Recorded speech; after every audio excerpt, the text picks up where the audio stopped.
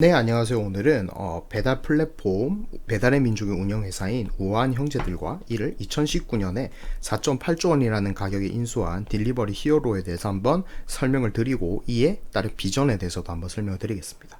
자, 우아한 형제들은 국내 토종 대기업입니다. 그러다 보니까 이 회사가 점유율을 늘리고 어떤 비전을 실현하는데 많은 돈이 필요했죠. 그래서 이를 뒷받침해줄 재무적 투자자가 계속 회사가 성장함에 따라서 자금을 지원하고 그 대가로 지분을 받았고요. 해당 투자 회사들의 지분은 약 88% 정도가 됩니다.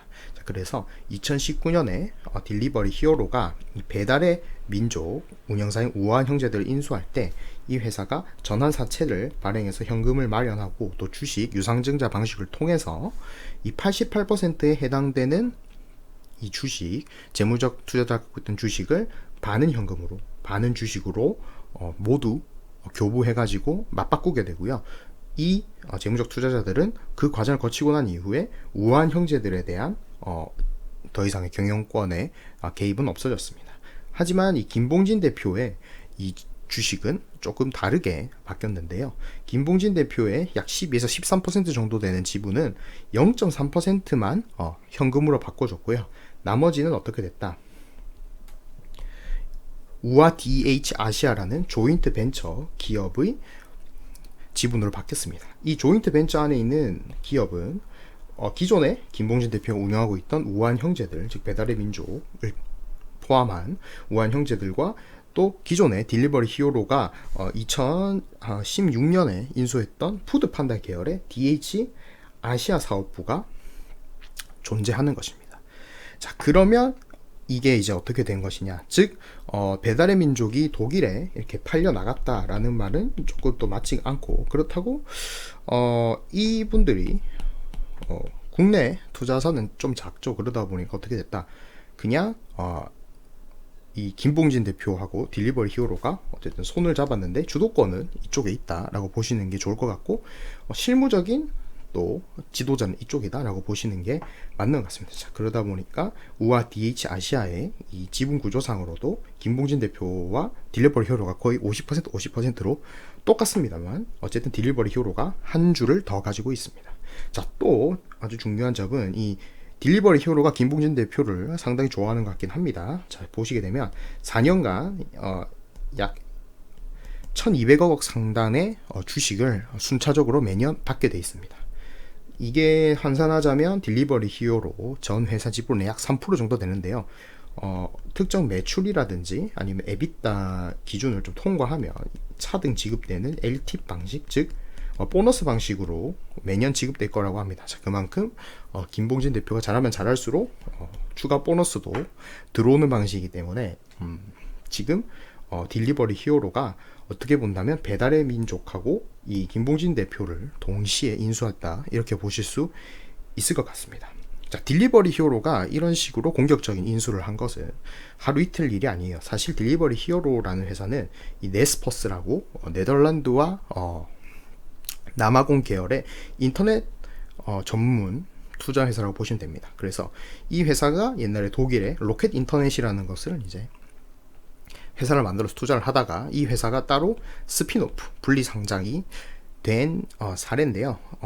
이 회사가 이제 음식 배달업, 특히 앱을 통한 음식 배달업을 장려하기 위해서 이렇게 중동 계열의 탈라밭, 그리고 유럽 계열의 푸도라, 그리고 싱가포르 아시아 계열의 푸드 판다를 인수해서 운영을 하고 있었습니다만, 어쨌든 이 인수 후에 그다지 성공적이지 않은 케이스도 굉장히 많았습니다. 특히 지금까지도 적자를 기록을 하고 있기 때문에 적자 폭을 줄이기 위해서 러시아 계열도 매각을 했고, 독일 계약도 매각을 했고, 네덜란드 계열도 철수하고 이태리도 철수하는 등 사업의 규모가 어느 정도 줄었습니다. 또 한국에서도 여러분 아실 수 있죠. 푸드플라이 같은 경우도 요기요 플러스로 이렇게 좀 통합되면서 회사 규모 자체가 좀 줄어들었고요. 2020년에 우아 DH 아시아라는 JB를 설립하면서 공정거래위원회로부터 요기요 매각을 하라는 지시도 받았으니까 당연히 또 회사 규모는 줄어들 거고요. 배달통 같은 경우는 지금 거의 반쯤 방치가 되고 있습니다. 자, 이런 이유에서는 또 이 회사가 경쟁력이 부족한 것도 있겠지만 유럽, 캐나다, 북미, 호주에서 우버나 리프트 같은 이런 긱 이코노미라고 하죠. 그런 거에 대한 노동운동과 노조 결성이 이렇게 생기면서 해당 기업들의 이렇게 불리한 법원 판단이 나왔던 경우에는 이게 배달비라든지 인건비를 부담을 좀 하기가 어려워서 이 회사들이 빠져나간 것으로 보입니다. 자, 결국에는 어떻다. 딜리버리 히어로 같은 경우는 이렇게 보셨듯이 지금 철수한 것들이 거의 선진국하고 유럽 위주가 되겠죠. 배달 문화도 익숙하지 않고 인건비도 높은, 그리고 노동법도 굉장히 빡빡한 나라들인데, 이 나라들에서 비즈니스를 하기는 어려우니까 매각을 하고 노동법이 약한 아시아 중동에서 내가 영업을 해야 되는데, 지금 이렇게 진행했던 2016년 인수했던 푸드 판다 같은 걸 보니까 생각보다 사업 장성도 느리고 브랜드 가치도 떨어지고 장사가 잘 안 되네. 근데 옆에 한국이라는 나라의 우한 형제들 배달의 민족이라는 걸 보니까 우리가 만들어놨던 요기요와 배달통 완전 짓누르고 성장을 못하게 하고, 요기요와 배달통이 상당한 프로모션을 진행했음에도 이길 수가 없네. 그렇다면 이 친구를 인수해서 여기 가지고 있던 이 경영진하고 마케팅이나 이런 걸 배워가지고 어떻다. 우리가 이미 갖고 있는 네트워크에 적용을 하거나 이 친구들이 성장을 할 수 있도록 내가 펌핑을 하자. 자, 그게 바로 DH가 일단 보이는 행보인 것 같습니다. 자, 그렇다면 배달의 민족이 어떻게 한국에서 넘버원 배달앱 또는 배달 플랫폼이 되었는가라는 거를 보시면 좋을 것 같아요. 자, 지금 현재 우한 형제들이 운영하는 이 상품은 두 개라고 크게 보시면 됩니다. 먼저 광고와 결제만 되는 배달의 민족이라는 것과 주문, 그리고 배달, 그리고 그 위에 사후 관리까지 다 같이 해주는 배민 라이더스라는 것이 있습니다. 두 상품은 완전히 다르고요. 배달 앱에 보셔도 이 카테고리가 완전히 다르게 설정되어 있는 것을 여러분들 보실 수가 있습니다.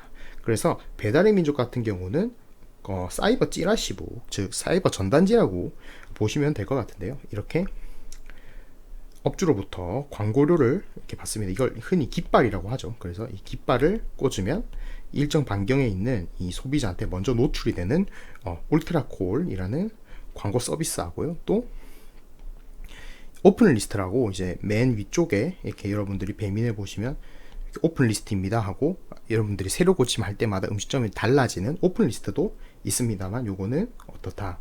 매출의 정률을 떼가는 방식이다. 그리고 결제된 수수료가 있습니다. 배민에서 바로 결제를 하시면 결제된 수수료가 발생을 합니다. 그리고 요거 같은 경우는 배달은 알아서 업주가 해야 됩니다. 그러다 보니까 어떤 경우가 가장 많냐?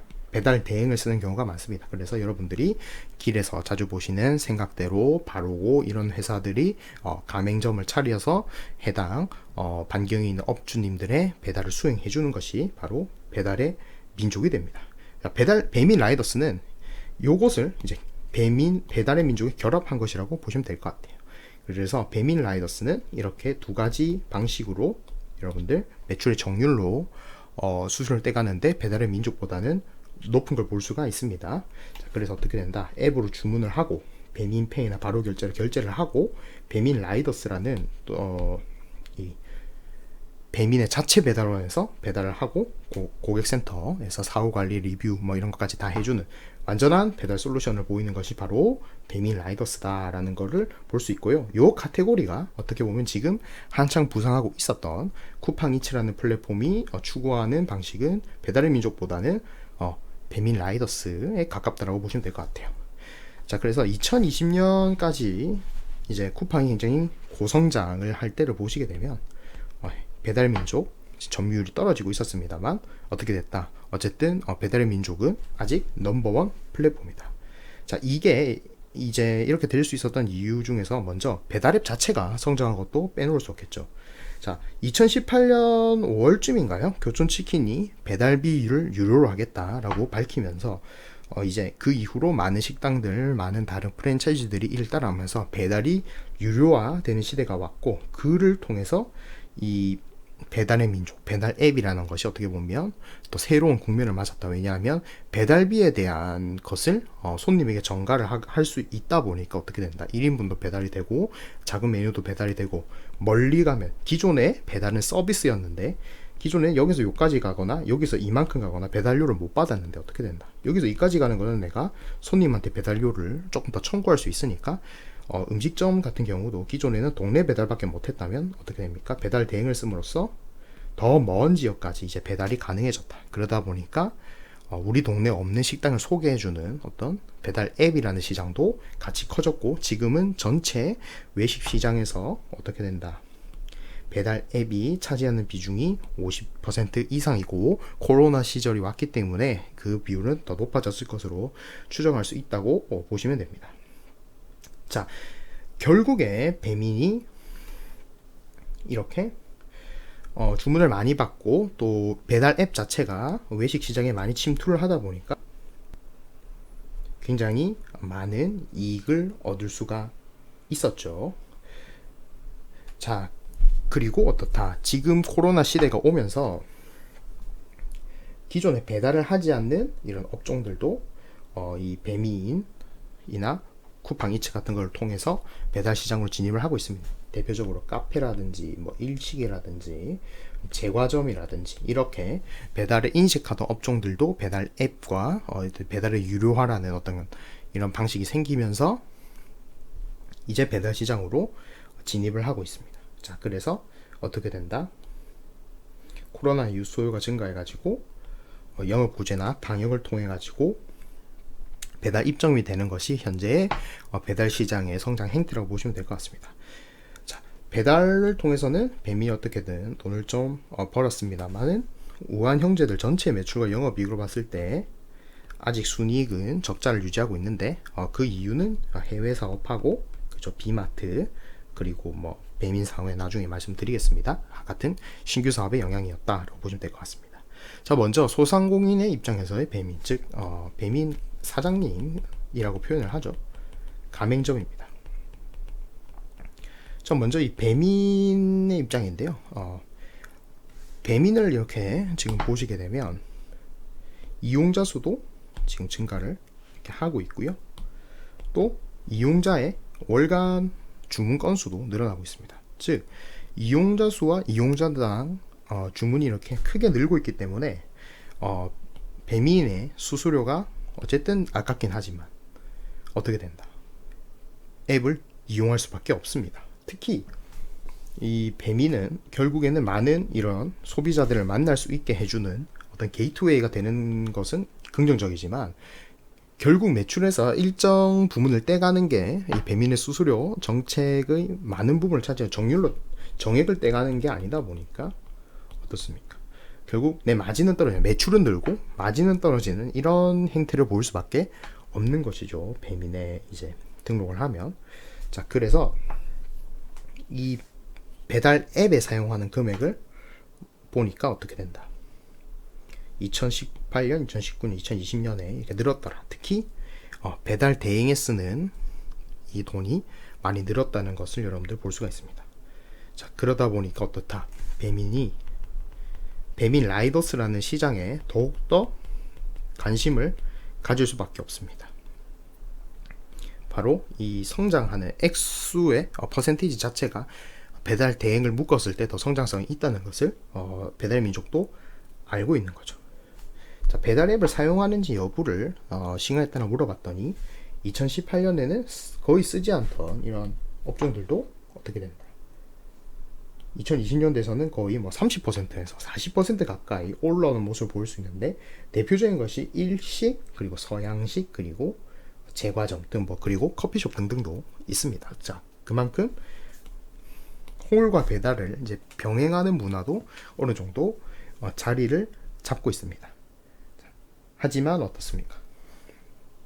결국 방역 규제라든지 또 배달 앱에 이 입점 업체가 많으면 많을수록 광고료 부담이라든지 경쟁이 심해지다 보니까 한계가, 이 매출은 느는 거는 맞지만 이익률이나 이 생계를 나아지게 하는 데는 조금 한계가 명확합니다. 특히 이 홀 장사가 아니다 보니까 이 마진이 좋은 음료나 주류 판매가 제한이 좀 됩니다. 그래서 이런 것들이 이제 이 소상공인들 입장에서 배달 앱이 가지는 약간의 한계가 아닌가. 그래서 지금 이제 배민 라이더스에서는 어떻다 주류 배달도 가능하도록 또 앱이 고쳐지고 있는 것으로 알고 있습니다.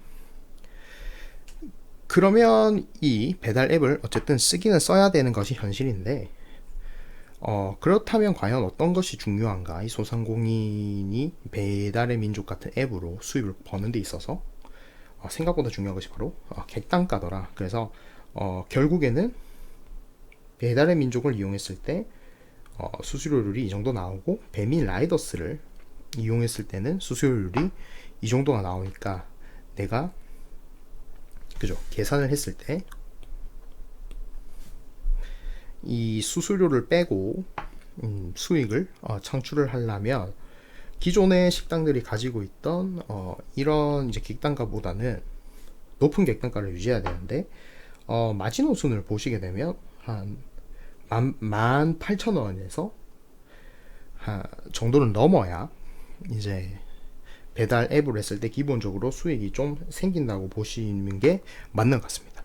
그래서 현재 배달의 민족에서 평균적인 주문 액수는 약 2만원 정도로 볼 수가 있고요. 2만원 정도의 배달 건단가를 생각했을 때 배달의 민족으로 해서 배달 대행에 약 4,000원을 여러분들 준다고 하고, 부가세를 떼면 수익이 이 정도 나옵니다. 그래서 수익률 약 28%가 나오는 거고요. 배민 라이더스를 이용했을 때는 27%로 나옵니다. 여기서 해당 이제 계산을 한 것을 여러분들 쭉 보실 수가 있는데, 배달료를 이제 점주가 높게 좀 부담하는 시나리오로 제가 짰습니다. 그 이유는 어떻다?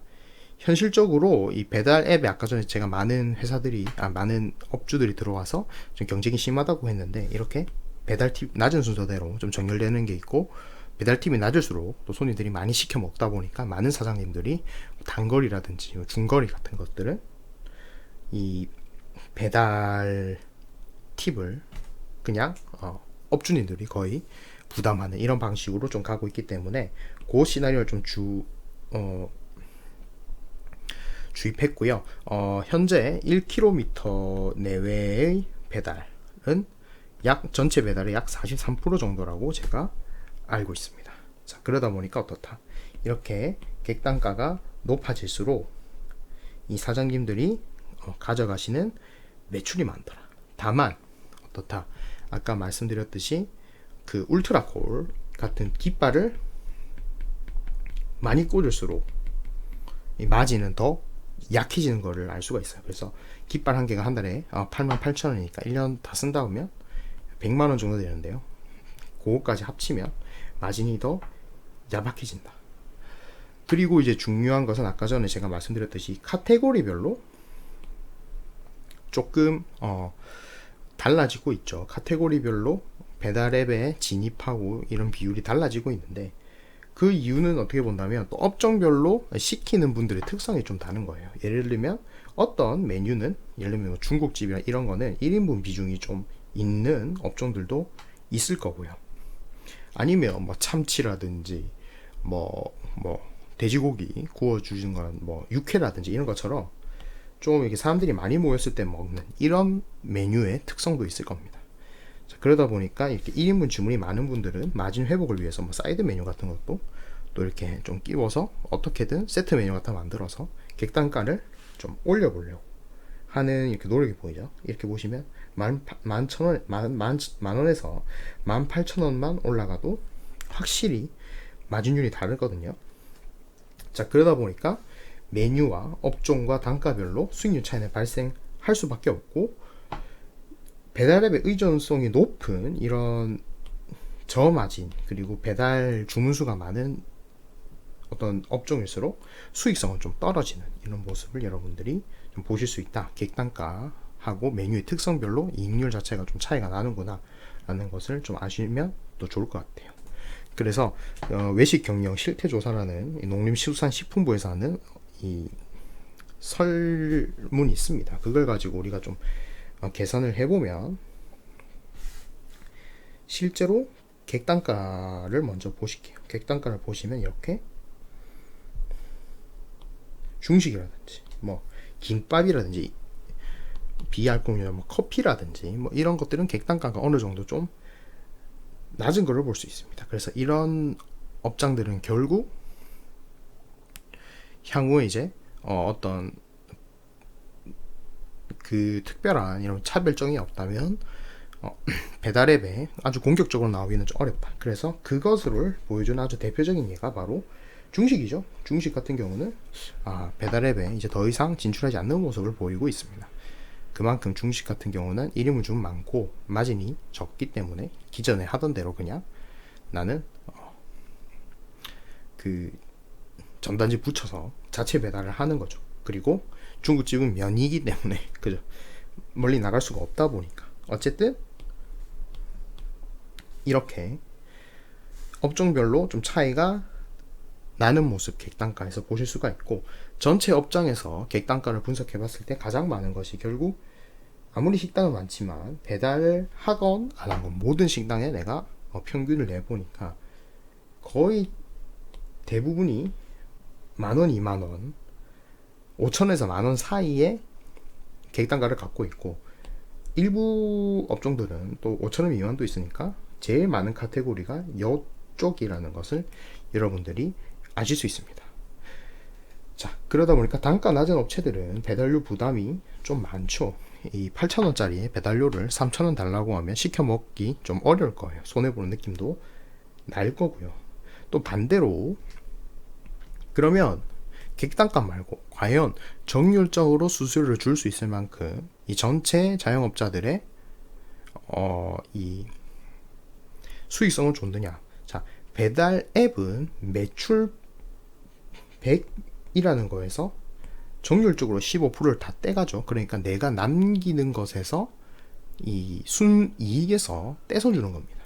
자, 그럼 과연 이 업종들은 얼마가 남고 있느냐라고 보시면, 지금 아까 말씀드렸듯이 배달의 민족이 10.78%, 또 배민 라이더스 하면 16.5%가 떼인다고 보시는 수 있는데, 그 지점을 넘지 못하는 업종도 많다. 즉 평균적으로 이 배달앱이 수취하는 수수료가 거의 이 자영업자들이 평소에 만들고 있는 영업이익률하고 거의 비슷하거나 어떤 업종은 영업이익률보다 높더라. 자, 그러다 보니까 어떻다?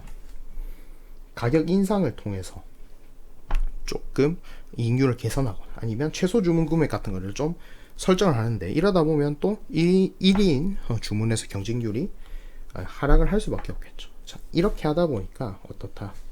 결국에는 가격을 올리면 주문 개수가 떨어지고, 가격을 내리면 남는 게 없고, 그러니까 유지는 가능한데 이 사장님들 입장에서 큰 성장은 좀 불가능한 어떤 시스템이 만들어지지 않았는가 라는 것을 좀 볼 수가 있었습니다.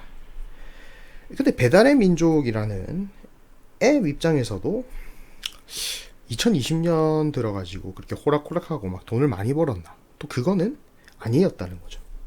물론 2020년 전체로 봤을 때 주문수가 이렇게 67% 늘어나고, 아까 말씀드렸듯이 이 외식 대신에 집 안에서 가족끼리 하거나 술자리를 또 집에서 홈파티를 하는 경우도 많아져서, 물론 주문액이나 이런 거는 많아졌습니다만 쿠팡이츠라는 새로운 이제 경쟁자가 들어오면서 어쨌든 배민이 이번에 코로나 특수로 이 음식 배달로 한 2천억 정도 벌었습니다만은 이 시장을 뺏길 수 있는 아주 중요한 경쟁자가 생겼다는 거죠. 그래서 어떻게 됐다?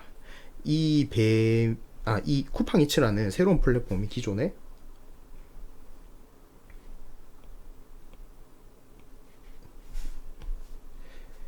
이제 돌려서 배달을 하던, 이게 좀 잘못됐습니다. 돌려서 배달을 하던 시스템이 어떻게 된다? 자, 픽업을 1개, 2개, 3개 합니다. 그리고 갖다 주는 거예요, 손님한테. 근데 이 쿠팡이츠는 1주문 1배송 시스템이 된 거예요. 그래서 어떻게 됐다? 기사 한 분이 이제 세 집 들렀다가 세 집에 배송해 주는 게 아니고, 한 가게에서 한 집으로 갔다가 다음 가게로 다시 이동하고, 한 가게에서 한 집으로 가고, 다음 가게에서 한 가게에서 한 집으로 가는 이런 1픽 1배 시스템이 필요한 겁니다. 자, 그래서 그냥 아주 단순하게 생각을 해보면 기사 한 분이 1시간 동안 3개의 배달을 수행할 수 있는 걸 기사 3분이 각 25분 동안 이제 시간을 써가지고 어떻게 된다? 3개 골을 수행하는 이런 방식으로 바뀌었다.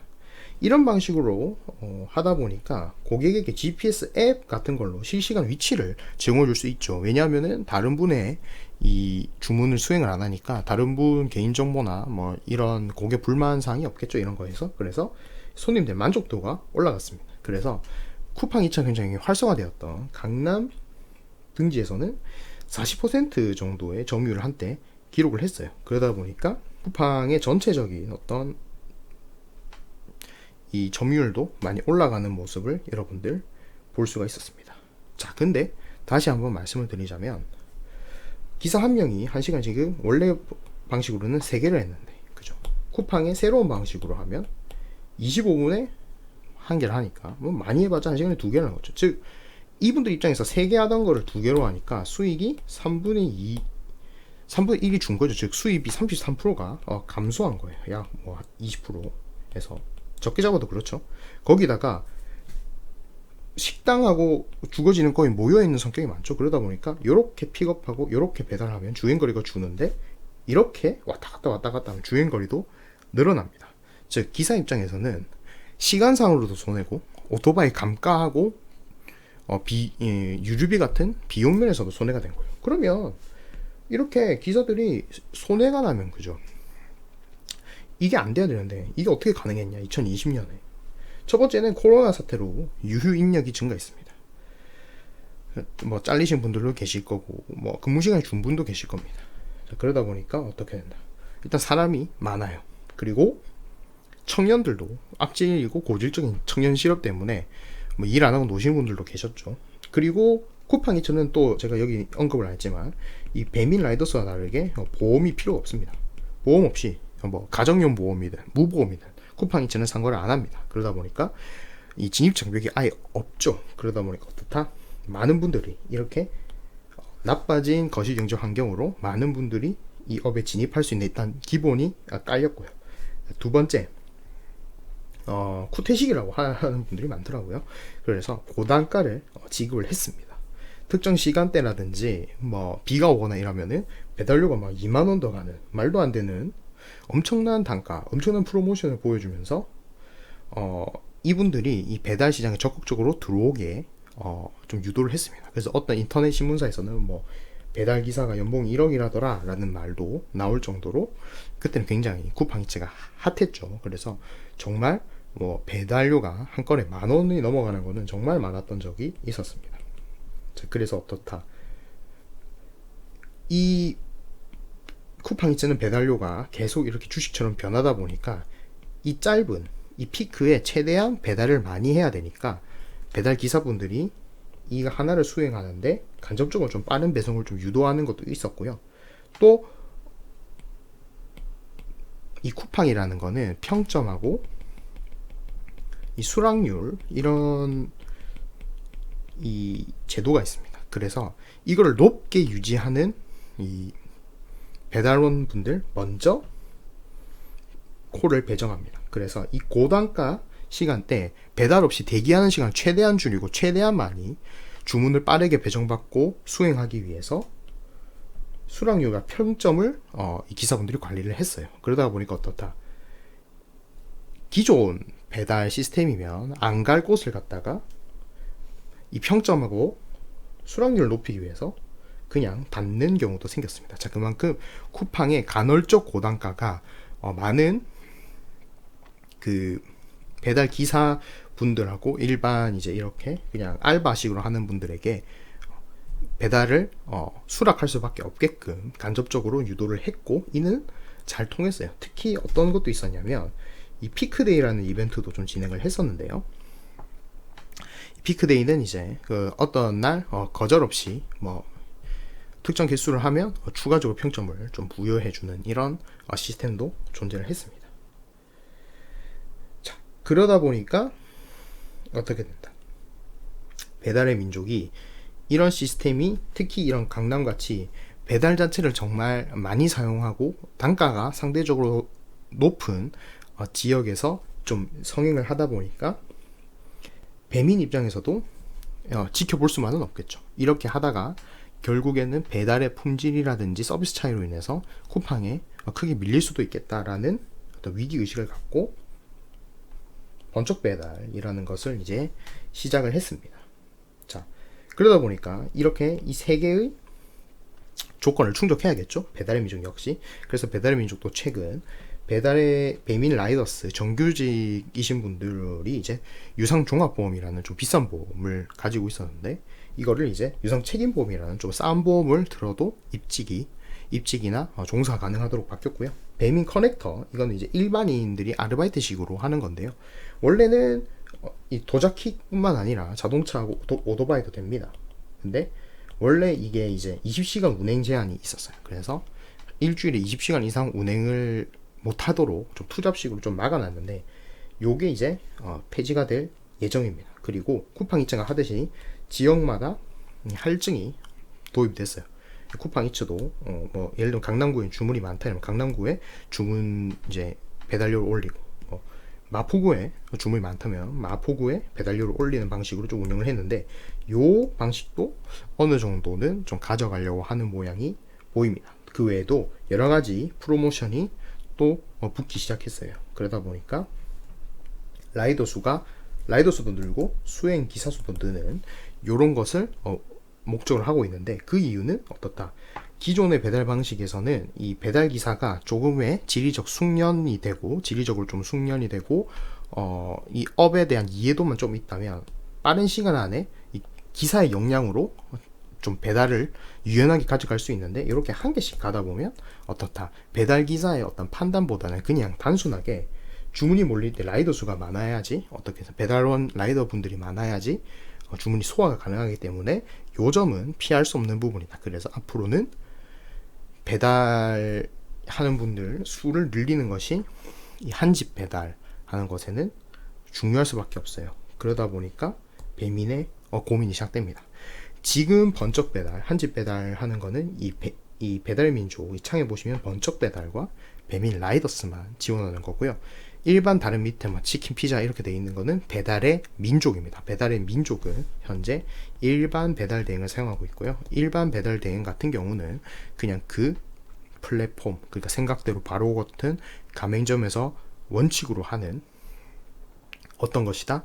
그 방침에 따를 수밖에 없는 것입니다. 그 방침이 너무 약하다면 기존의 다른 이제 가맹점들도 떨어져 나겠죠. 왜냐하면 배달의 품질이 감소를 하니까요. 자, 그러면 아까 말씀드렸듯이 기사님이 수행하시는 배달 수가 줄어듭니다. 그러면 이 배달 한 개를 가는데 기회비용이 증가한다는 말이 됩니다.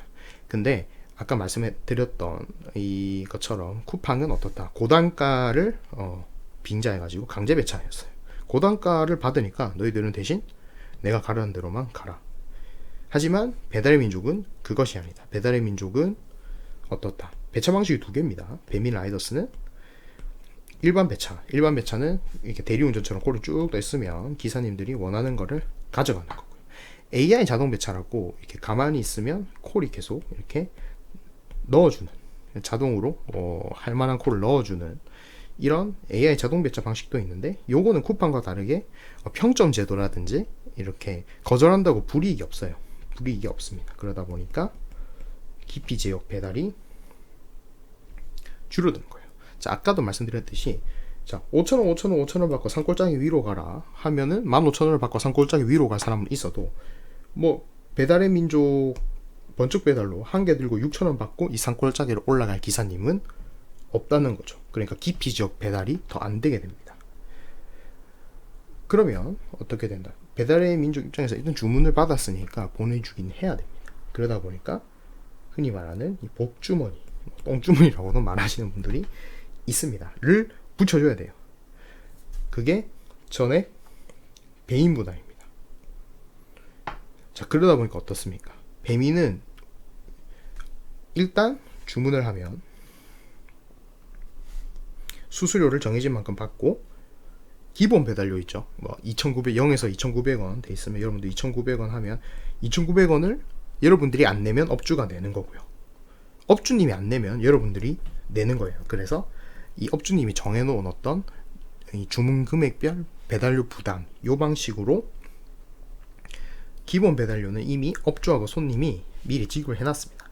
그 외에 배달을 빨리 처리하기 위해서 플랫폼의 활성도를 높이기 위해서 이렇게 배달의 민족이 전에 배민 부담으로 주는 금액이 바로 이 프로모션 할증, 특별 할증, 복주머니라고 보시면 될 것 같습니다. 자, 그러다 보니까 어떻다? 배민 수익률이 상당히 타격이 됩니다. 또 두 번째는 어떤 게 있냐면 기사님들 자체가 수가 또 줄게 되면 일정 반경 주문도 안 되는 것도 여러분들 있습니다. 자, 두 번째는 그죠? 아까 전에 말씀드렸듯이 새 집에서 음식을 받아서 새 집에 가는 방식이면 여러분들 음식이 빨리 나오는 순서대로 1, 2, 3을 가든지 1, 2, 3을 가든지 1, 2, 3 1, 2, 3을 가든지 이렇게 경우의 수가 존재해요. 즉 음식점이 음식이 늦게 나오더라도 어떻다 이 기사님들이 알아서 이렇게 조금 유연하게 처리가 가능했는데 기사님이 한 매장만 방문하실 경우는 어떻다 음식이 늦게 나오는 경우가 발생했을 때 이게 치명적인 겁니다.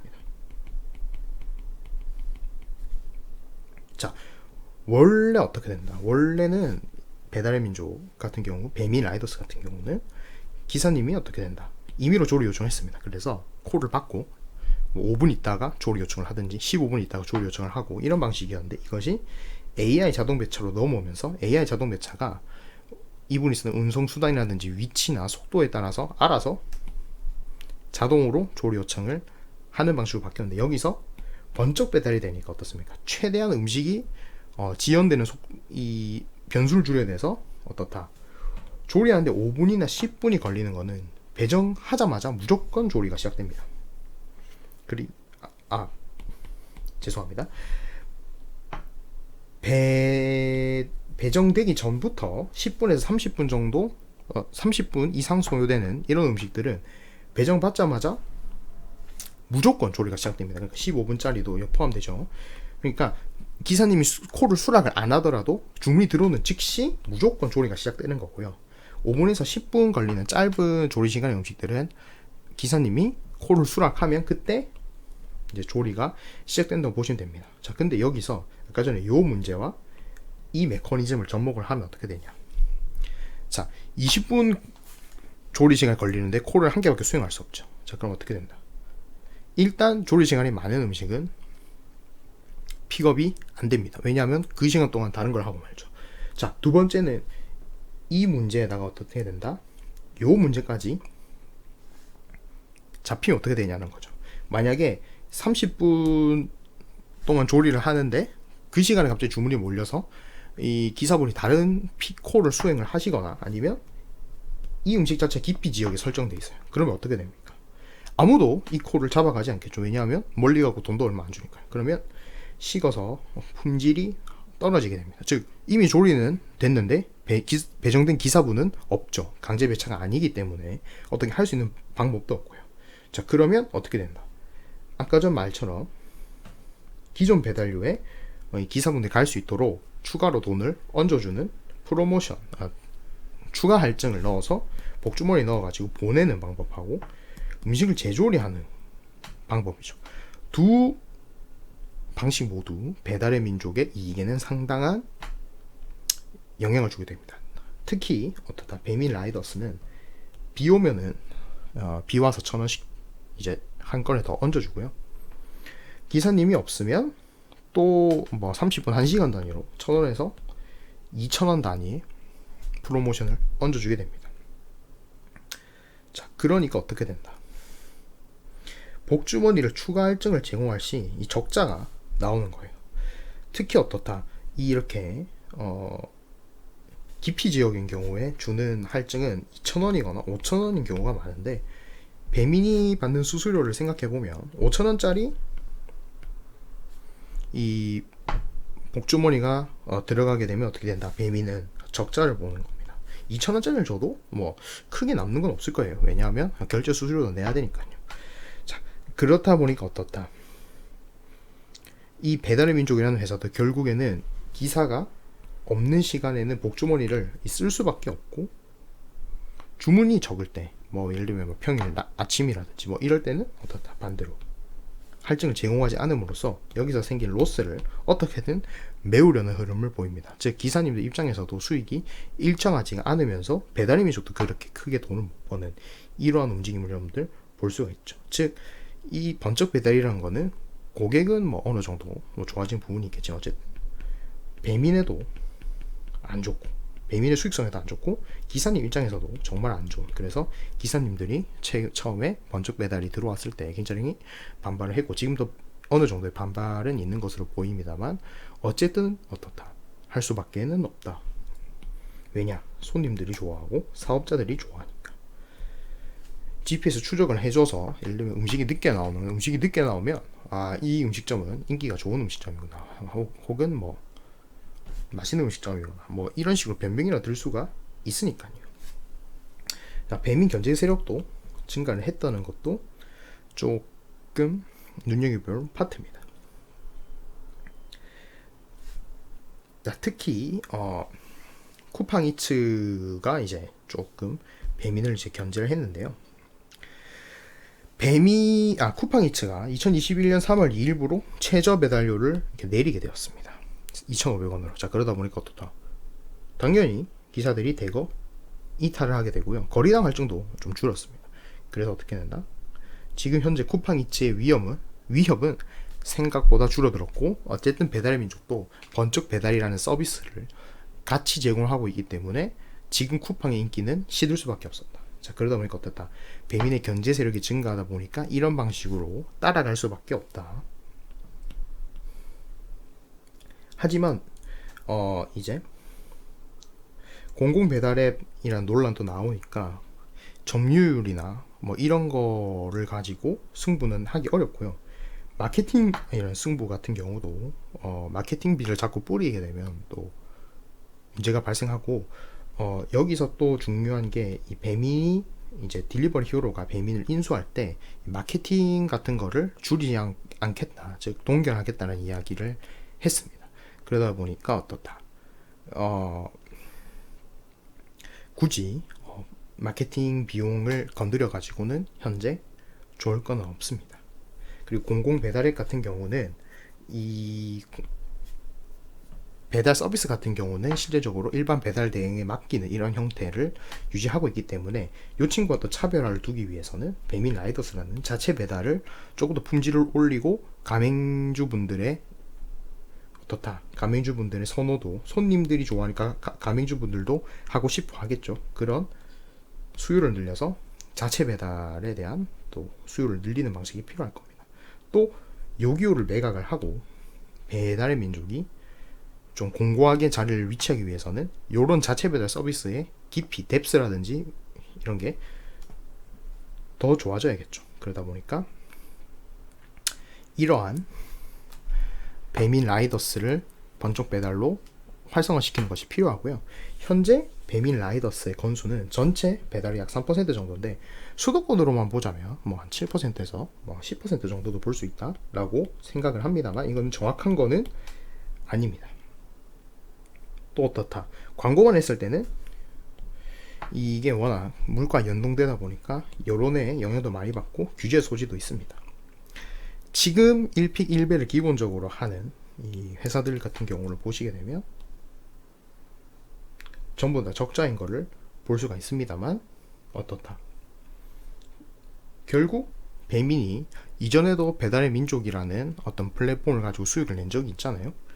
그런 방식에서 여러 가지 뭐 데이터나 이런 거를 좀 쌓아가지고 아까 전에 말씀드렸듯이 복주머니도 좀 컨트롤을 하고, 또 음식이 늦게 나오거나 기사가 기피하는 거 뭐 이런 거를 적절하게 좀 제공을 해서 수요와 공급을 최적의 가격으로 맞춰준다면 이러한 우발적인 비용도 여러분들 배민이 감소를 시킬 수가 있겠고요. 또 요런 서비스를 통해서 기사님들이 어느 정도 수익을 또 가져가면 배민 라이더스를 하시는 배달원 분들도 수가 늘고 좀 안정적으로 되겠죠. 그러면 이 품질이 늘어남에 따라서 배민 라이더스에 대한 충성도도 높아질 거고요. 그러면 수수료가 또 증가가 되겠죠. 그러다 보니까 배달의 민족 우한 형제들은 결국 수수료 증가하고 비용 감소를 동시에 노리기 위해서 이러한 일집 한 배달 한 라이더 요 정책을 계속 밀어나가고 있는 것으로 보입니다. 그리고 향후에 이러한 수익성은 어느 정도 논란이 된다라고 보시면 될 것 같아요. 자, 두 번째 이제 배달의 민족에 하는 또 새로운 비즈니스 중에서 비마트가 있죠. 그래서 편의점의 대항마라고 보시면 될 것 같습니다. 그래서 비마트를 보시게 되면 지금 주류하고 담배는 판매를 안 하고 있어요. 근데 담배가 워낙에 마진율이 좀 적다 보니까 어떻다. 마진율이 편의점보다는 좀 높다. 특히 편의점의 신선식품이나 다른 물건들이 마진이 한 40%에서 50%, 낮으면 30% 정도라고 봤을 때 비마트는 편의점보다는 높은 마진율을 챙겨가고 있을 것으로 보이고요. 비마트가 이제 이렇게 생겼습니다. 비마트 같은 거를 여러분들 보시게 되면 이렇게 정말 차가 많이 다닐 만한, 그리고 오피스 지역이나 주거 지역 사이에 이 대형 빌딩에 큰 지하상가의 큰 어떤 면적을 차지해 가지고 여기에 쿠팡 물류센터 같은 거, 풀필먼트 센터 같은 거를 아주 작게 만들어 놨다고 보시면 될 것 같아요. 그래서 여기에 이렇게 비마트 크루분들이 어떻게 된다, 물건을 주문에 맞춰서 피킹을 하고, 뭐 냉장도 있고요, 이렇게 아이스크림 같은 냉동도 있고요, 뭐 공산품도 있고 식품도 있고, 그래서 그거를 어떻게 간다, 다 가져와 가지고 비마트 봉다리 있죠, 그 흰색에 B라고 되어 있는 봉다리에다가 딱 묶어가지고 이렇게 영수증 QR코드를 해주면 라이더분들이 그거를 이제 받아서 배달해주는 그런 시스템이 되겠습니다. 자, 그러다 보니까 어떻게 된다, 배달의 민족에서 현재는 32개 정도, 대부분 서울, 뭐 인천에나 경기도에도 좀 있습니다만 대부분이 어쨌든 수도권이죠. 에 지금 점포를 가지고 있고, 현재 굉장히 주문 건수라든지 주문 가액은 늘었지만 어떻게 된다, 적자는 상당히 나고 있는 것으로 볼 수 있습니다. 자, 그래서 기존에 최소 주문 금액도 5,000원에서 만원으로 이렇게 바뀐 것을 여러분들 볼 수가 있고요. 또 배달료 같은 것도 어떻게 된다, 좀 적용되는 지점을 좀 옮겼습니다. 특히 마진율이 한 50%라고 생각하면 만원 팔면 5,000원 남는 거고 3만원 팔면 15,000원 남는 겁니다. 자, 그렇게 봤을 때 어떻다, 배달료를 빼면 12,000원 정도 남죠. 거기에서도 지금 흑자가 굉장히 안 되고 굉장히 적자가 심하더라. 특히 에비타, 제가 뭐라고 했습니까? 세금하고 감가상각비를 내기 전입니다. 그럼 어떻게 된다, 이 사업 자체가 일단 어느 정도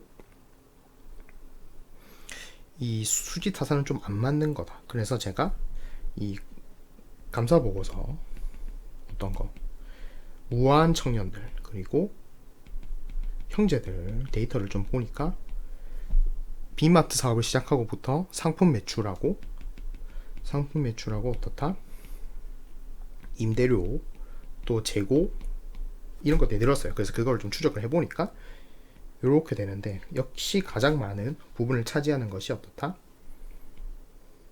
종업원 급여더라.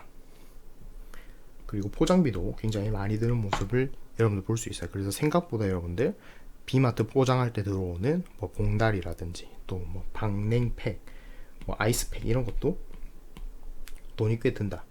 임차료 같은 경우는 크게 많이 드는 걸로는 보이지가 않아요. 왜냐하면 아까 전에 말씀드렸듯이 지하에 대형으로 빌리다 보니까 어떻게 된다, 그 지역은 애초에 지하 같은 경우에 상가하면 여러분들 굉장히 임대료가 좀 낮죠. 그래서 그런 점을 잘 이용한 것으로 보입니다만 어쨌든 적자를 내고 있습니다.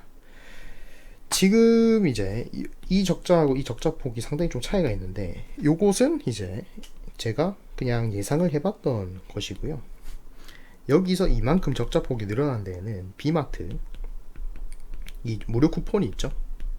그거를 좀 돌리고, 또 배달의 민족 많이 시키시는 분한테 비마트 쿠폰도 좀 일정 부분 나가고 있는 것을 여러분들 알 수가 있어서 그런 어떤 판매 촉진비, 광고 선전비를 좀 제외를 하면 이 정도 적자 폭이다. 그래서 일단은 구조적으로는 조금 적자가 예상된다라고 보시면 될 것 같아요.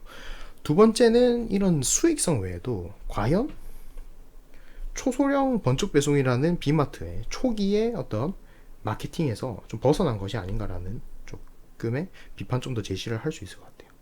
그래서 지금 3만원 이상 돼야 0원의 배달료를 받는, 그러면 많은 분들한테 3만원 이상의 주문을 유도를 하는 거죠. 그러면 3만원 이상이 소량이라는 거에 먼저 저는 의문을 제기하고 싶습니다.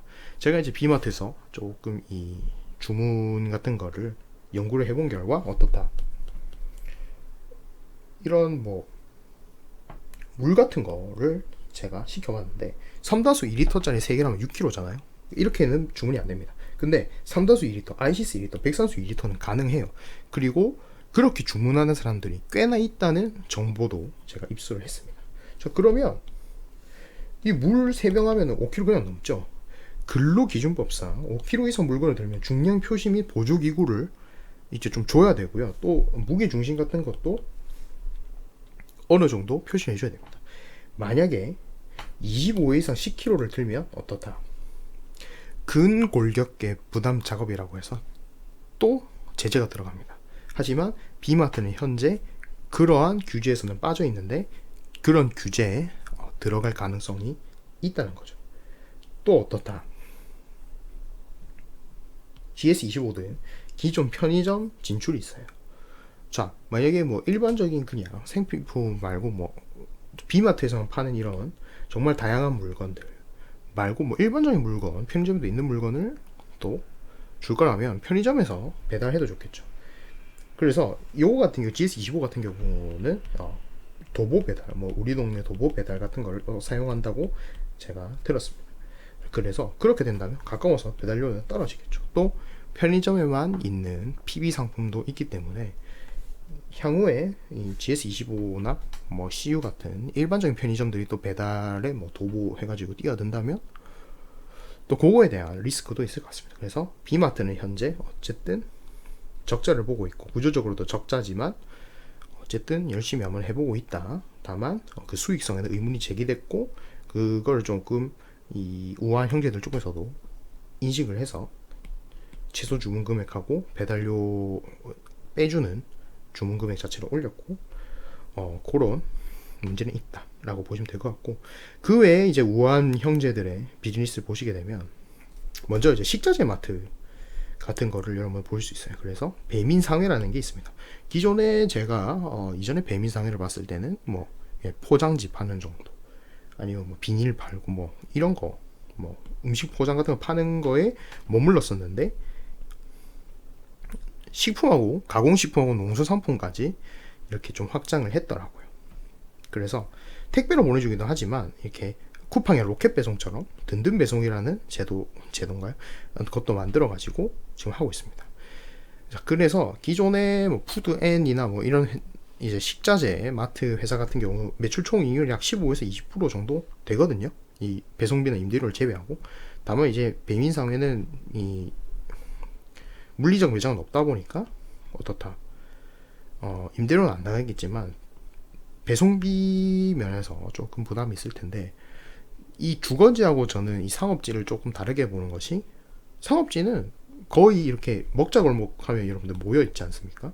또 동네 이렇게 아파트 상가에 모여 있기 때문에 생각보다 배송 자체는 좀 용이할 것으로 좀 예상이 됩니다. 그리고 어떻게 본다면 한 업장에서 대량으로 시키기 때문에 마진 입장에서는 좀 괜찮아 보이는 것이 또 이 식자재 마트 배민상회다. 자, 그리고 이렇게 포장 같은 것도 지금 판매를 하고 있는데, 워낙 배민에서 디자인 아이디어 같은 것들이 굉장히 유쾌하고 약간 B급 감성이잖아요. 그래서 그런 것도 좀 잘 되고 있으니까 어떻다, 마진율이 좀 좋을 것으로 여러분들이 예상을 해볼 수가 있다. 자, 그러면 어떻게 되느냐, 그 외에도 배미 쇼핑 라이브라는 것도 하고 있어요. 최근에 이제 워크맨에서 장성규 씨가 또 보여줬던 건데, 오늘 보니까 또 그 버거킹 팔고 있더라고요.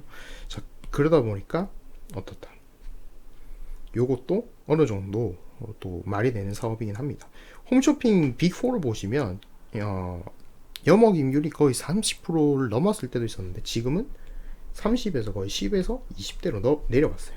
그 이유를 보자니까 원래 어떤 홈쇼핑이 여러분들 이 판매 업체한테 막 40%씩 이 떼는 거는 알고 계시잖아요, 수수료로. 근데 어떻다? 지금은 이 IPTV라는 게 생기면서 IPTV에 채널 좋은 번호를 가지기 위한 이 홈쇼핑 업자들 간의 경쟁이 세지고 요 친구들이 갑질을 하니까 송출 수수료를 너무 많이 주더라. 이 송출 수수료가 거의 어느 정도 되냐? 매출의 약 50% 정도가 되는 것으로 여러분 알려져 있습니다. 그만큼 옛날에는 이 친구가 이 친구의 갑질하는 게 더 셌는데 요새는 이 친구가 이 친구한테 갑질하는 게 더 셉니다. 그러다 보니까 홈쇼핑 업체들도 CJ 오쇼핑이라든지 이런 거 인터넷 앱 같은 거 만들어 가지고 앱 쓰면 할인해주고 뭐 앱 쓰면 어떻게 된다 할인해주고 앱 쓰면 뭐 바로 할인해주고 뭐 이런 거를 쓰고 있죠. 즉 홈쇼핑 업체들도 방송의 의존도를 좀 빼려고 노력을 하고 있어요. 왜냐하면 여기서 이쪽으로 가는 갑질이 더 강하기 때문에. 자, 거기다가 인터넷 쇼핑이 이제 활성화되고 또 다른 경쟁자 쿠팡이라든지 네이버 쇼핑이라든지 이런 온라인 쇼핑이 이제 활성화되면서 어떻게 된다. 이거를 감당을 못하니까 송출 수수료를 감당을 못하니까 홈쇼핑 업체들이 어떻게 된다. 기존에 뭐 6번에 8번이 뭐 KBS1, KBS2다 뭐 이러면은 여기 7번에 딱 들어가 있었는데 어떻게 된다. 여기서 뭐 40번대로 옮겨가 버린다든지 뭐 이러한 현상이 발생하고 있어요. 그만큼 송출 수수료가 굉장히 높은 비중을 차지한대요. 배민 쇼핑 라이브는 일단 배달의 민족이라는 앱이 어떻게 된다. 거기 다 깔려 있죠. 모든 사람의 핸드폰 어느 정도에 깔려 있다. 그러면 그 어떤 플랫폼을 이용해 가지고 이 유선 사업자를 빼고 바로 내가 한다. 그러면 내가 여기서 프로그램 제작비하고 쇼호스트님 뭐 출연료 이 정도만 주면 어떻게 된다. 소비자한테 바로 보여줄 수 있는 거예요. 그리고 나는 TV의 물리적인 채널을 살 필요도 없어요. 그러다 보니까 그냥 막 수십 개의 방송을 틀어도 됩니다. 그러다 보니까 요 비즈니스도 어느 정도 말이 되는 비즈니스긴 하다. 자, 이런 비즈니스를 그러면 배민이 하는 이유가 뭐냐? 자, 배달의 민족이 어떻게 된다. 기존에 사업을 키워오면서 광고 성적비와 판매 촉진비, 즉 여러분들 뭐 할인 쿠폰 뭐 이런 거 뭐 첫 주문하면 빵원 이런 이벤트 같은 거에 대한 의존도는 많이 줄였어요. 왜냐하면 아까 전에 말씀드렸듯이 배달의 민족이 공고한 넘버원이기 때문에 어떻게 됩니까? 독과점 시장에서는 경쟁할 필요가 없죠. 그러니까 줄었어요. 하지만 아무리 노력해도 줄지 않는 것이 바로 배달 기사님들한테 주는 어떤 것이다. 이 배달료의 퍼센테이지다. 보시면 알겠지만 2017년, 2018년에 아까 배달의 민족이 이 영업이익이 플러스로 돌아섰잖아요. 그때 가장 큰 역할을 했던 것이 이 외주 영업비 그리고 지급 수수료 면에서 떨어진 겁니다. 자, 그러다 보니까 배달의 민족 입장에서도 이제 배민의 어떤 네트워크라든지 또 배민 플랫폼을 이용한 어떤 사업, 배달원이 필요하지 않는 비배달 사업에 조금 더 넓혀고 싶어 하는 거죠. 그래서 향후에 또 이 배달의 민족이 하려는 사업이 바로 공유주방 사업입니다. 공유주방 사업도 배달원하고는 큰 관계가 없는 사업이죠. 그러니까 향후 배달의 민족은 이 판매 관리비 중에서도 매주 영업비, 지급 수수료 이쪽을 더 줄이는데 노력을 할 것으로 예상이 되고 그런 쪽으로 사업을 벌려나갈 것이다 라고 볼 수가 있습니다. 자, 아까도 말씀드렸듯이 그러면 딜리버리 히어로는 왜 우아한 형제들을 인수했을까 라고 앞에도 좀 말씀을 드렸지만 이제 자세하게 말씀드리고자 합니다. 자, 우아한 형제들 기업 가치는 4조 8천억입니다. 그 정도 주식을 내가 현금이랑 같이 줬으니까 어쨌든 그 정도 평가를 했어요. 배민이 손실을 보던 거는 비마트하고 아까 전에 말했듯이 뭐 다른 사업들 뭐 배민 상회 같은 걸로 손해를 보고 있으니까 결과론적으로 배민이 정말 원래 하던 음식 배달만 해버리면 이익이 2천억 정도 납니다. 그러면 24년을 이 회사를 갖고 있으면 어쨌든 수익을 회수할 수가 있겠죠. 근데 이제 딜리버리 히어로 같은 경우 지금 반은 현금으로 반은 주식으로 교부를 했기 때문에 주가가 많이 올랐어요. 그래서 지금 영업권이라는 것은 제가 또 설명해 드리겠습니다. 지금 많이 줄었어요. 그래서 기존보다 많이 줄었다. 자, 그래서 어떻게 된다? 이 1.8조의 영업권은 김봉진 대표의 노하우, 김용진 대표 브랜드 마케팅 이런 거를 여러분들 가져가려고 한다. 그래서 우한 형제들이 딜리버리 히어로에 가지는 어떤 가치는 즉각적인 시너지가 있어요. 먼저 즉각적으로 배달의 민족은 굉장히 잘 되는 플랫폼이에요. 한국에서. 그리고 한국은 굉장히 배달을 많이 시켜 먹고 배달이 돈이 되는 시장입니다. 그러다 보니까 즉각적인 시너지가 일단 있어요. 그리고 어떻다 배달의 민족이 보여주고 있는 변화, 브랜드, 뭐 여러 가지 방식 유일하게 수익을 내고 있는 배달 앱이라고 해도 과언이 아닙니다. 그래서 미래 시너지도 가지고 있는 거예요. 즉각적인 시너지 면으로 보자면 이 주문수나 이 영업 이익 면에서 어떻게 본다면 배달의 민족이 거의 뭐 딜리버리 히어로 그룹 전체 뭐 3분의 1 정도 차지한다 이렇게 보시면 될 것 같아요. 이 영업 이익 같은 거 보자면은 조금 떨어지긴 합니다만 어쨌든 주문수가 워낙 많고 데이터 축적된 것도 많아요. 자, 그리고 어떻다 배민이 하고 있는 다양한 신사업도 아까 전에 그냥 가볍게 넘겼어요. 지금은 이제 시장을 한 지 얼마 안 됐고 배달의 배민의 주업은 아니잖아요. 근데 이런 것들이 해외 도입 가능성이 충분히 있습니다. 예를 들면 기존에 딜리버리 히어로가 하던 D마트는 동네 슈퍼 같은데 그냥 배달원이 찾아가서 그 슈퍼 주인이 이렇게 봉다리로 묶어 놓으면 그냥 그거를 갖다 주는 방식이었어요. 그러다 보니까 뭐 당연히 일반 음식이 배달받는 건 똑같죠. 뭐 지연도 발생하기도 하고 잘못 들어가기도 하고 품질이 낮은 물건을 주기도 하죠. 자, 슈퍼에 물건을 시키면 안 좋은 물건이 오기도 합니다. 그런 것도 있어요. 근데 이 회사들, 이 동네에 있는 상점들이 이 딜리버리 히어로의 자회사가 아니다 보니까 품질 관리가 굉장히 어렵고 그러다 보니까 충성스러운 이런 소비자층과 공급자층이 만나기 어려워지는 거죠.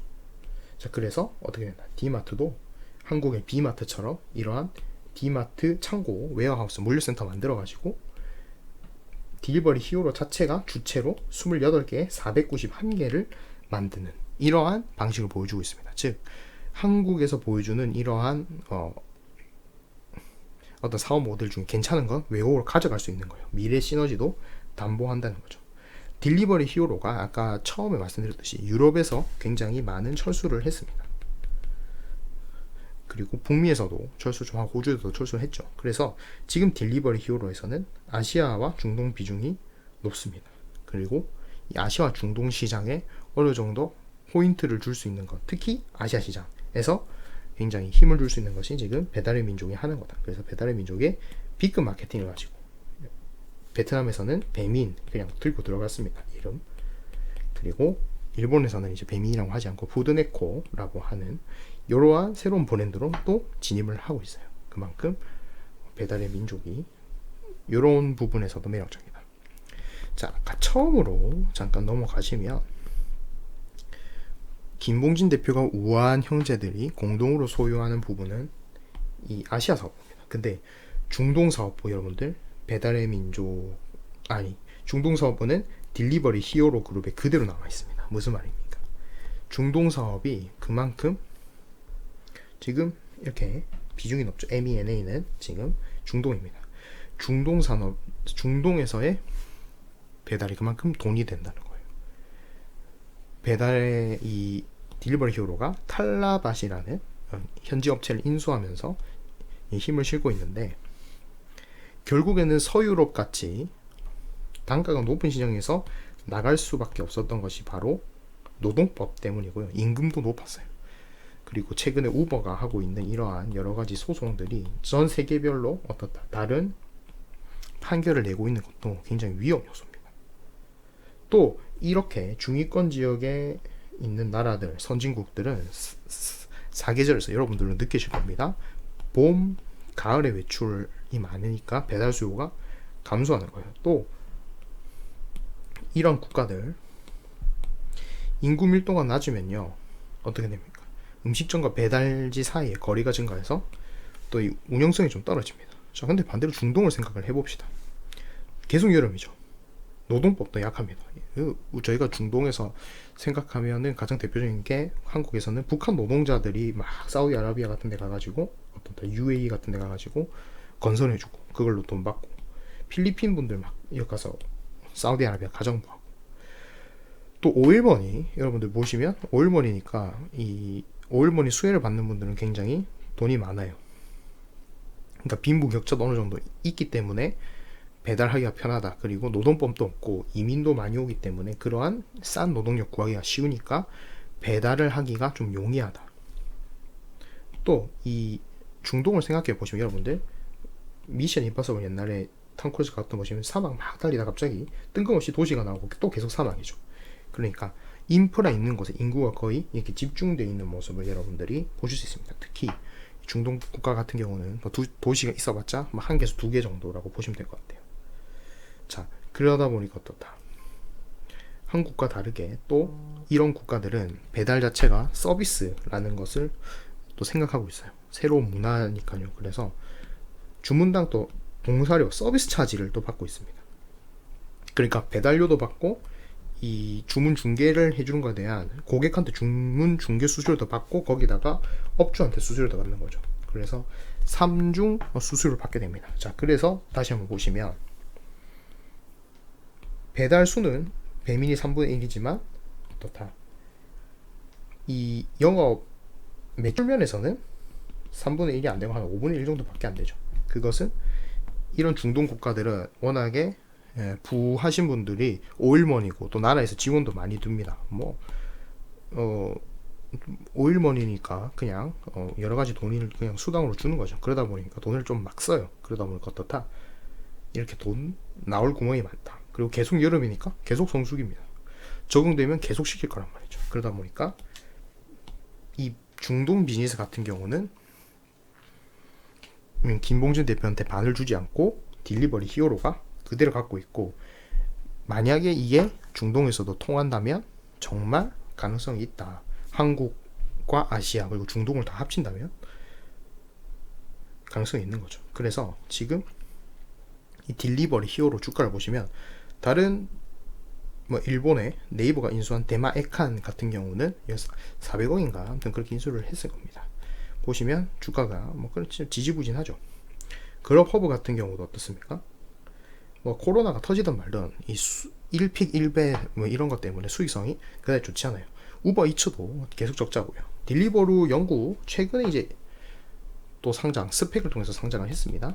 어떻게 된다? 바로 30% 내려 꽂히면서 시작을 합니다. 자, 하지만 이러한 지지부진하거나 떨어지는 주가 흐름에 다르게 딜리버리 히어로는 어떻다? 상당히 잘 올라가고 있다. 그런 기대감이 있는 겁니다. 그러니까 소비업 특성상 이 소비자들이 그 편리함에 적응하고 당연시하게 생각하게 되면 그때부터는 계속 꾸준한 수익이 들어오면서 일정한 성장과 일정한 마진율을 갖기 때문에 이 회사는 성장주가 아닌 여기서 배당주가 됩니다. 그러면 이게 평생연금처럼 나올 수 있는 거예요. 높은 소비력이 가진 시장인 중동하고 한국, 그리고 성장하는 시장인 아시아를 다 잡아버리면 가치주의 수익과 현금 흐름과 성장주의 성장을 동시에 가져갈 수 있는 거예요.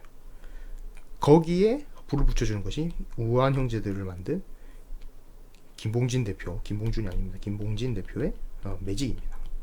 그게 반영되어 있는 것을 여러분들이 보실 수가 있어요. 자, 하지만 반대로 생각해보자. 이 매직, 한국 사람들이 워낙 디자인 좋아합니다. 여러분들 한국 분들 보면 차 타도 성능보다는 디자인 보죠, 그죠? 외부가 멋깔나는 걸 좋아해요. 우리가 보여주는 걸 좋아하고 디자인이 중요시합니다. 하지만 어떻다? 그런 과연 마케팅, 한국식 마케팅, 또 노동자들은 정말 열심히 일을 하죠. 한국 사람들처럼 정말 열심히 일하는 사람들 없습니다.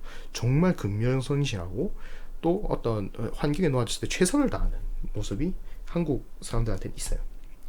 그런 비즈니스 모델이 통했느냐? 통하지 않았던 점도 많습니다. 특히 CGV나 BBQ, 뭐 카페베네 이런 거 가서 망했죠. 현지 감정이나 노동자들의 분위기가 따라주지 않으면 그게 맞지가 않는 거예요. 그래서 그런 점도 항상 체킹을 해봐야 된다는 점도 유의를 해봐야 되는 점이고요. 그래서 딜리버리 히어로가 아주 주가 면에서는 좀 잘 가고 있는데, 향후에 한국에서 또 변하는 비즈니스, 또 유럽에서 하는 어떤, 유럽이 아닌 그 중동과 일본이나 베트남에서 지금 이 배민이 진출한 사업과 이후에 할 공유 주방 사업, 베트남에서 지금 공유 주방을 하고 있는데, 그 사업에 대해서도 좀 잘 보고 다른 나라의 딜리버리 히어로가 어떻게 적응을 하는지 좀 살펴보시면 향후 이 우한 형제들과 딜리버리 히어로가 맞잡은 이 파트너십을 잘 이해할 수 있을 거라고 보고요. 많은 이제 기사들이 조금 너무 단편적으로 좀 다루고 있는 것 같고, 배민도 이 인수가 되고 나서 요기요 매각 결정을 받을 때까지는 상당히 조금 정체된 상황이었는데, 최근 쿠팡 이츠가 와서 조금 많이 달라진 것 같아요. 그래서 그런 점을 좀 다뤄봤고요. 그래서 이러한 사업을 분석할 때 업종의 특성상 이렇게 배달원이 중요한 사업이다 하면 이 배달원 분들의 입장에서도 생각을 해야 된다라는 것을 한번 보여드리면서, 오늘 배달의 민족이 결국에는 배민과 라이더스 이거를 운영하는데 어떻다, 라이더스를 밀고 있는데 이거를 유지하는 데는 이 라이더 배달원 분들의 역할이 정말 중요하다는 거, 그리고 업종이 이를 요구하면 어떻게 된다, 업종의 핵심이 되는 요소를 여러분들이 파악을 해서 기업 분석해야 된다는 거까지 여러분들 제가 오늘 말씀드린 부분이었고요. 다음 영상은 더 좋은 영상으로 만나보도록 하겠습니다. 감사합니다.